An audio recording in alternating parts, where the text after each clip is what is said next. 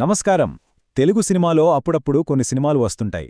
అవి కేవలం హిట్ అవ్వడమే కాదు, ఇండస్ట్రీకి ఒక కొత్త దారిని చూపిస్తాయి. సరిగ్గా అలాంటి సినిమానే 2018లో వచ్చిన గూఢచారి. చాలా తక్కువ బడ్జెట్తో ఒక హై క్వాలిటీ స్పై థ్రిల్లర్ని ఎలా తీయొచ్చో చేసి చూపించారు. ముఖ్యంగా ఫిల్మ్ మేకర్స్ అవ్వాలనుకునే వాళ్లకి ఇదొక కేస్ స్టడీ లాంటిది. సో, ఈ సినిమా వెనుకున్న బ్లూ ప్రింట్ ఏంటో ఇప్పుడు డీకోడ్ చేద్దాం.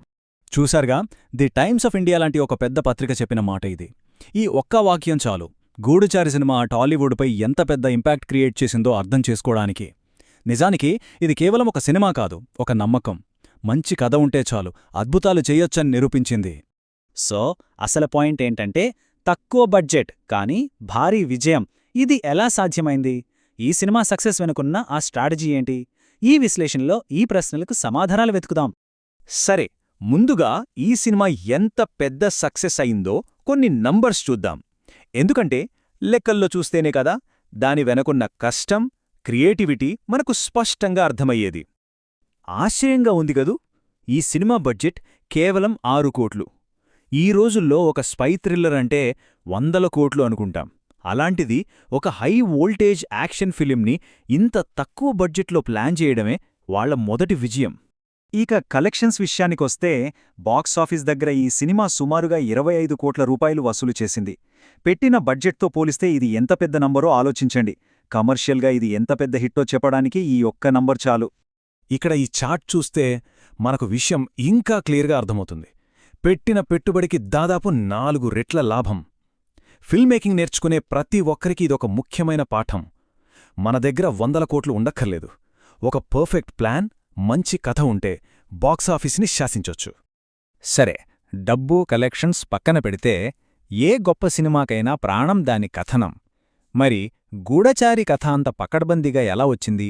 దాని వెనుక ఎవరున్నారు? చూద్దాం. ఇక్కడే అసలు మ్యాజిక్ ఉంది. ఈ సినిమాకి కథ అందించింది, స్క్రీన్ప్లేలో భాగమైంది మరెవరో కాదు, హీరో అడవి శేష్. అంటే కేవలం నటుడిగానే కాదు, ఒక రచయితగా కూడా ఈ ప్రాజెక్ట్ని ఆయన ఓన్ చేసుకున్నారు. శశికిరణ్ తిక్క, రాహుల్ పాకాలతో కలిసి ఒక పర్ఫెక్ట్ టీమ్గా పనిచేశారు. ఈ టీం వర్క్ ఫలితమే మనం తెరపై చూసిన ఆ గ్రిప్పింగ్ స్క్రీన్ప్లే. ఎక్కడా ఒక్క క్షణం కూడా బోర్ కొట్టదు. ఒకదాని తర్వాత ఒకటొచ్చే ట్విస్ట్లు ఆడియన్స్ని సీట్ల కతుక్కుపోయేలా చేస్తాయి. విమర్శకులు దీన్ని రేసీ స్క్రీన్ప్లే అని మెచ్చుకోవడానికి కారణం ఇదే. గూఢచారి సక్సెస్ వెనుక ఇంకో తెలివైన ఆలోచన ఉంది. అదేంటంటే, పాత క్లాసిక్స్ని గౌరవిస్తూనే ఒక కొత్త కథని చెప్పడం. ఇంతకి వీళ్ళు ఏ సినిమా నుంచి స్ఫూర్తి పొందారో చూద్దాం. సినిమా వాళ్ళు అడికడి హోమేజ్ అనే మాట వాడుతుంటారు. దాని అర్థం చాలా సింపుల్. మనకు బాగా ఇష్టమైన, స్ఫూర్తినిచ్చిన ఒక పాత సినిమాలోని కొన్ని అంశాలను తీసుకుని దానికి మన గౌరవాన్ని తెలుపుతూ కొత్త సినిమాలో వాడుకోవడం. ఇది కాపీ కొట్టడం కాదు, ఒక రకంగా గురుదక్షిణ లాంటిది.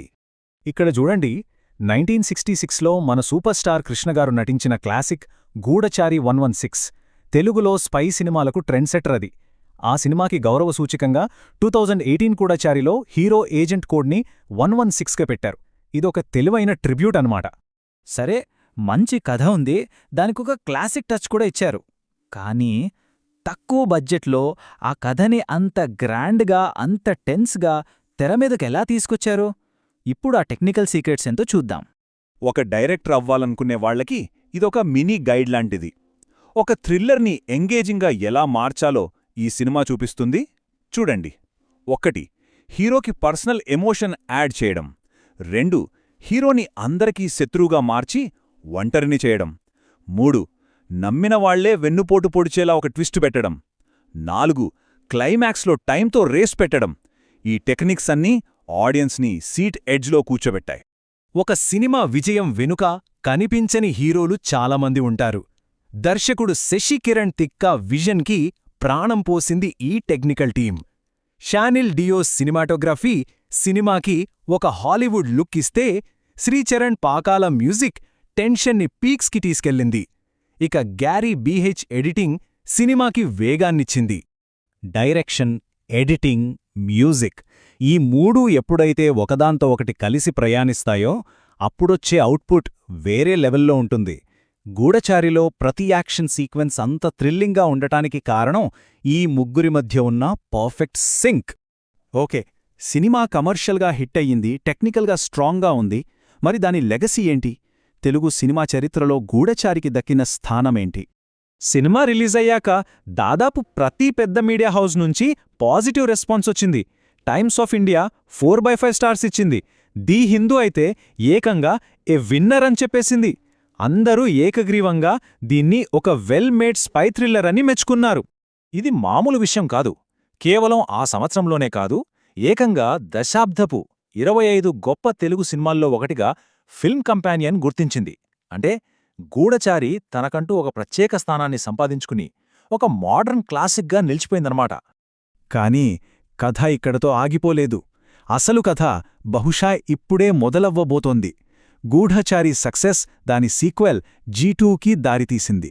ఇప్పుడు ఏజెంట్ 116 మిషన్ ఇండియా దాటి అంతర్జాతీయ స్థాయికి వెళ్లనుంది.